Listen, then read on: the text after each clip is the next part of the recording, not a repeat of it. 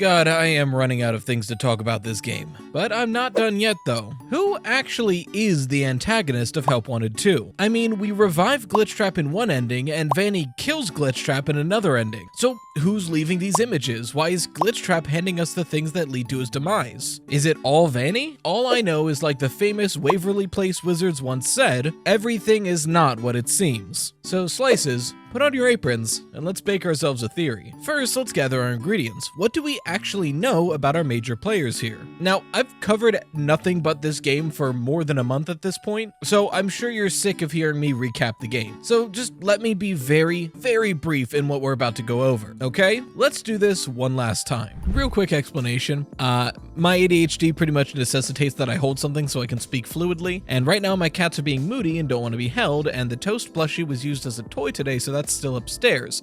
So I grabbed the nearest thing I could find that I can hold, which, it's a practice sword. I don't know why it's the nearest thing, but it is, and it's not going to distract me and it'll help me talk fluidly, so deal with it. The only other characters we see outside of minigames are Mystic Hippo, Glitchtrap, Vanny, and the player. Mystic Hippo might be in the lobby all times, but she doesn't talk much, unless you interact with her in PSVR or on very specific instances. Those being when a message is left for us, when we get the Princess Quest coin, and when we get the Faz wrench, which she calls a key that's familiar to us. Glitchtrap, on the other hand, is a bit more ever-present. Throughout the game, if you listen to the secret messages that you receive, you're given these memorial puppets of the four main Freddy animatronics, Golden Freddy, and the Puppet, representations of the first 6 murders of William Afton. Those plushies are always given to you by the hand of Glitchtrap. Furthermore, he's in both endings. In the main ending you get for beating every minigame, you collect 6 Faz Force figures. Once you collect all 6, you get the main combined one, and then you get the first ending. That being Glitchtrap leaving a charging pad, the player getting attacked by staff bots, and then we see the point of view of the mask bot giving the Vanny mask to Cassie, thereby setting up the beginning of Ruin. The only other time we see Glitchtrap is at the very end of the second ending.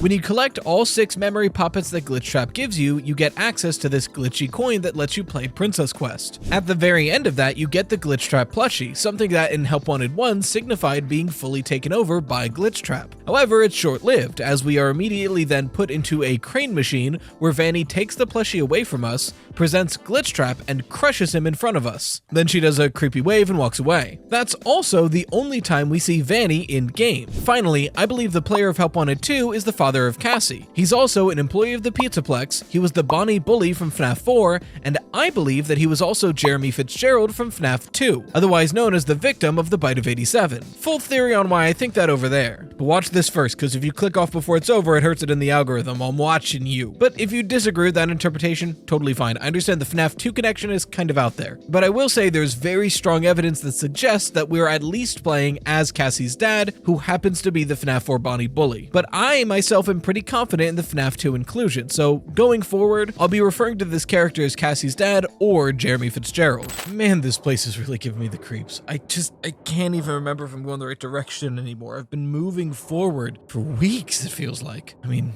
I guess. It's not like I can see daylight in here.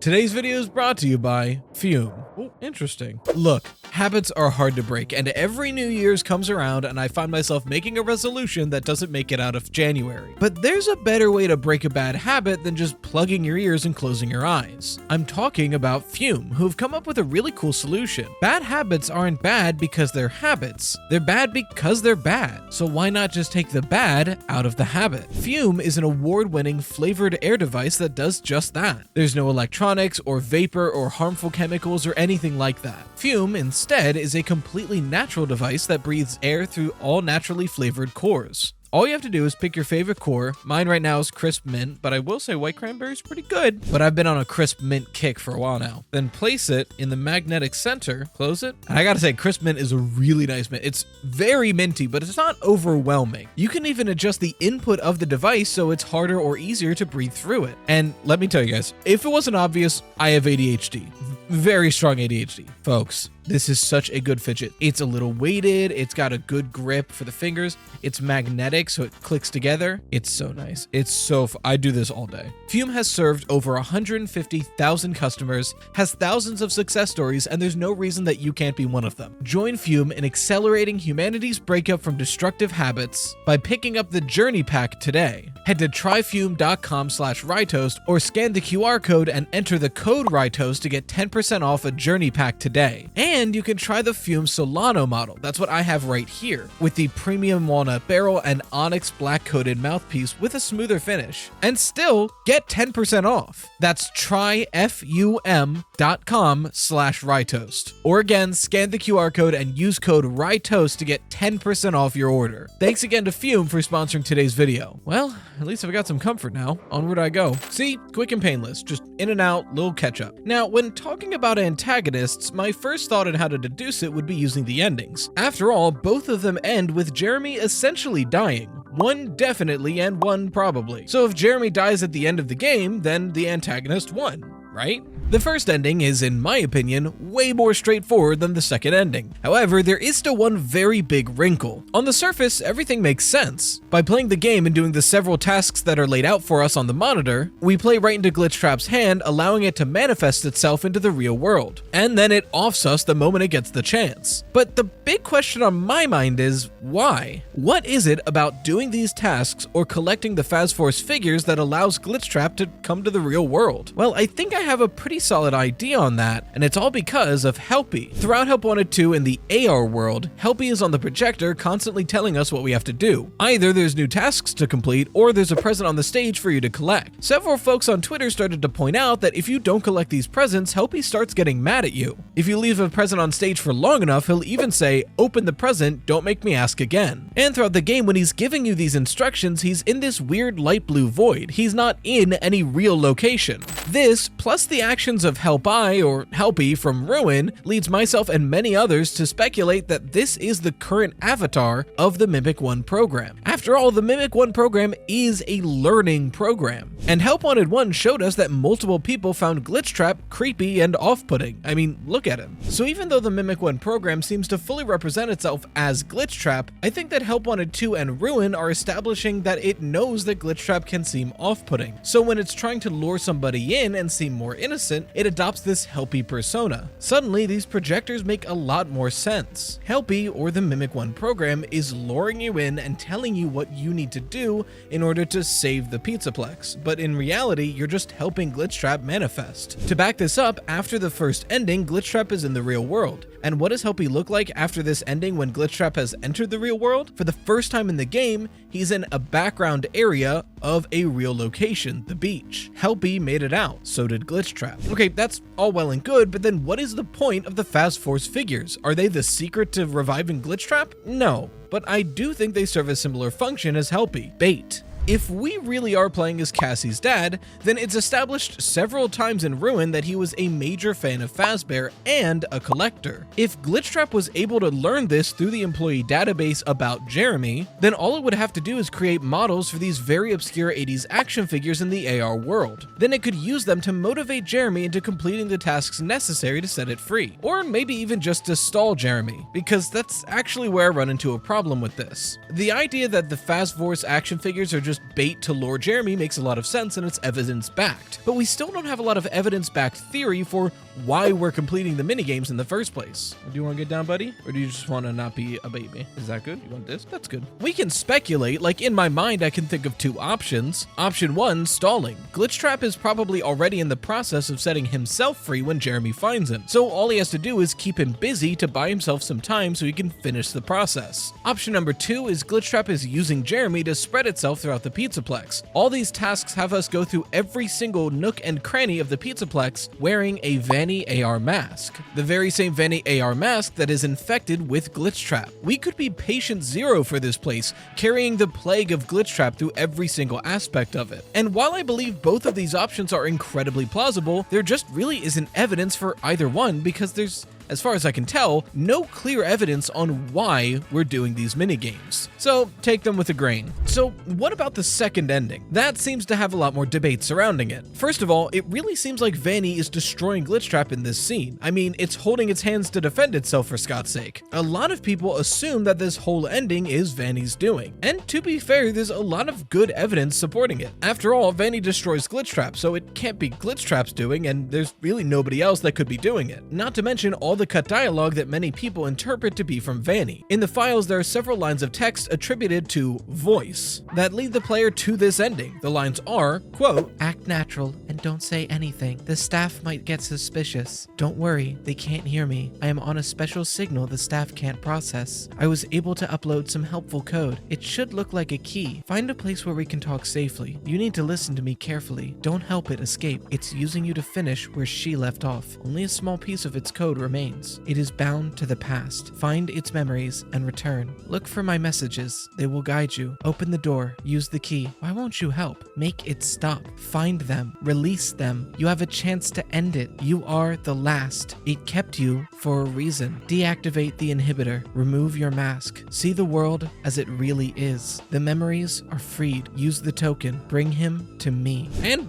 fair. If someone is leading you to this ending, why wouldn't it be Vanny? It is Vanny's doing at the end of it. Well, I think there's actually a couple reasons why it's not Vanny. First of all, consider that these lines were cut content. They were probably cut for a reason. But even if they weren't, some of them seem suspect to me. For example, it's using you to finish where she left off. Wasn't Vanny the one working with Glitchtrap? So either it's Vanessa saying these lines, which doesn't make sense because we see Vanny at the end, or Vanny is referring to herself as she, which seems strange. And to be clear, these lines are labeled voice, not Vanny, so we can't take it as an assumption that it would have been Vanny. Furthermore, the voice claims to be the one who gives you the key through some helpful code, which does make sense. The Faz Wrench is in the AR world, so it would just be code. But you need to use this Faz Wrench to get either ending, so presumably Glitchtrap would also want you to have that Faz Wrench. Putting the voice aside for a second, if this whole ending is Vanny getting outside help to destroy Glitchtrap and free herself, why would she betray the person she entrusted to help? At the end of the second ending, Jeremy is left in there to rot, presumably. She waves to us creepily and leaves us in the claw machine. If this is Vanny freeing herself, why is she still acting the same as before? Or why does she not then realize she's Vanessa and then go to save us? Something here doesn't add up. Alright,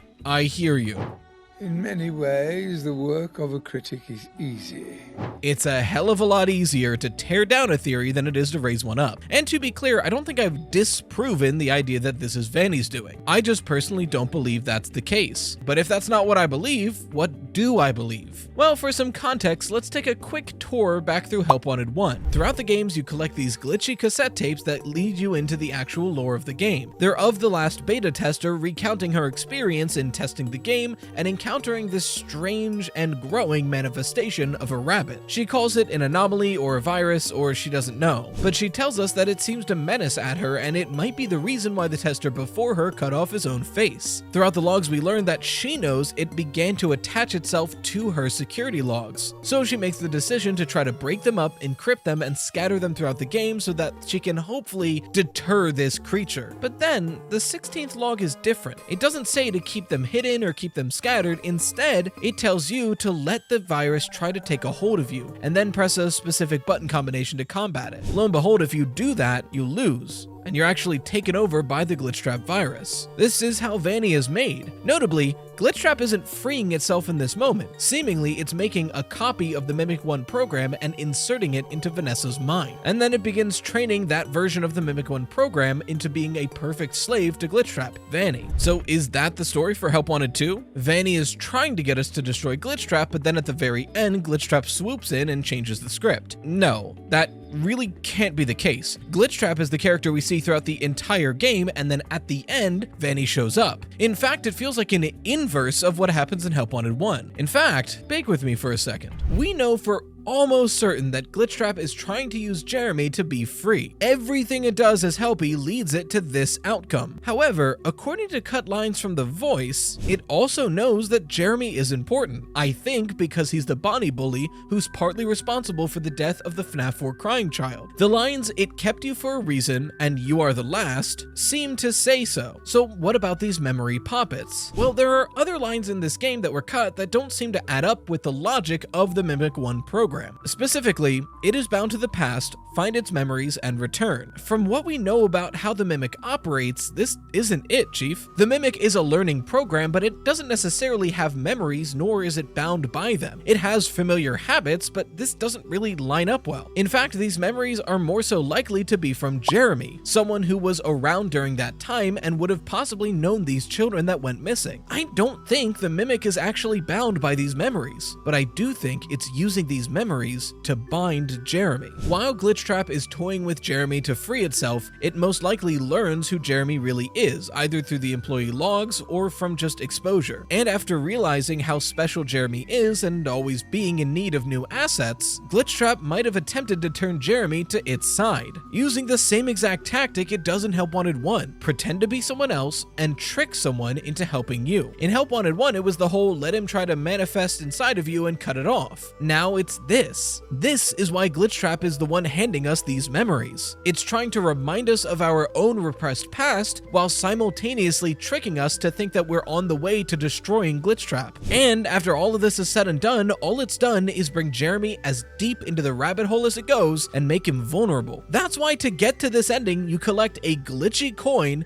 and then you literally give your life to Glitchtrap. The way you finally enter Princess Quest and fully put your mind in the digital space is attacking yourself. In a way, we're sacrificing ourselves for Glitchtrap to earn his loyalty. And only then does Glitchtrap give you the tools to prove yourself, the princess's sword. That's the moment Glitchtrap wins. Jeremy's mind is it's for the taking. So then what about the ending? What about Vanny? I still think she is the one that interrupts this process, but I don't think it's to fully destroy Glitchtrap. After all, I believe the Mimic 1 program takes over someone's mind by duplicating itself in their mind. And we see Vanny destroy Glitchtrap, not Vanessa. And sure, you could argue she's Vanny until Glitchtrap is destroyed, but why does she still act like it immediately after? Instead, I think Vanny wants to be Glitchtrap's only servant, and she sees Jeremy as a threat. She might be fine with Glitchtrap toying with Jeremy and using him to free itself, but she just can't shake that feeling of jealousy. What makes you so special? Regardless, she can't sit by as Glitchtrap makes Jeremy the new Vanny, replacing her essentially. That's too far. Princess Quest is interrupted by something that is not of Princess Quest. This digital realm that Glitchtrap can pretty much fully control is stopped and interrupted by something a bit more realistic.